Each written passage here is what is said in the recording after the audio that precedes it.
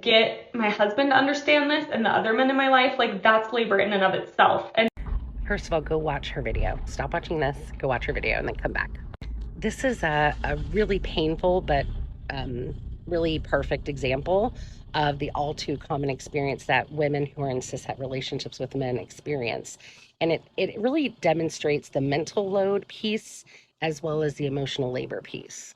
There is a dilemma that is confronted, that women confront when they recognize they have a need that they want to ask their partners to meet for them in relationship.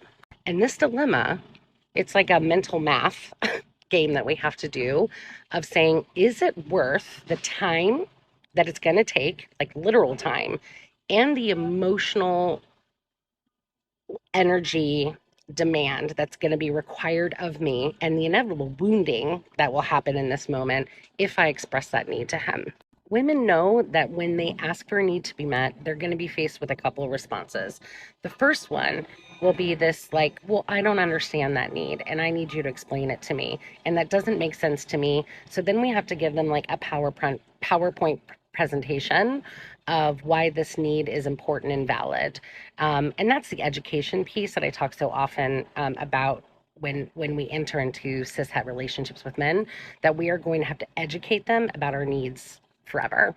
The second thing that happens, and this is part of the emotional labor piece, is that when we give this feedback to our partners, they often experience this as criticism.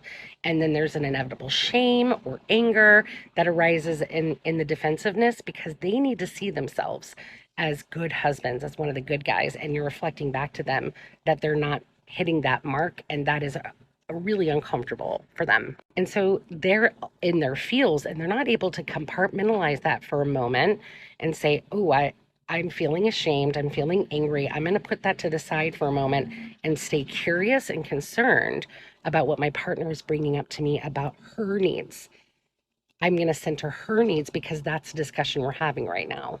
And so the whole thing gets derailed because suddenly we have to caretake for our partner who is in his shame and anger.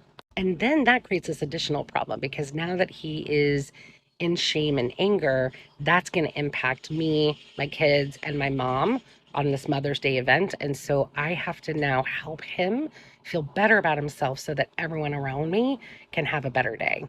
And so the dilemma is, do I have the literal time to go through this whole process with him? Do I have the emotional energy to go through this whole process with him? Or do I just need to drop the need so that everyone around me, including myself, has a good day?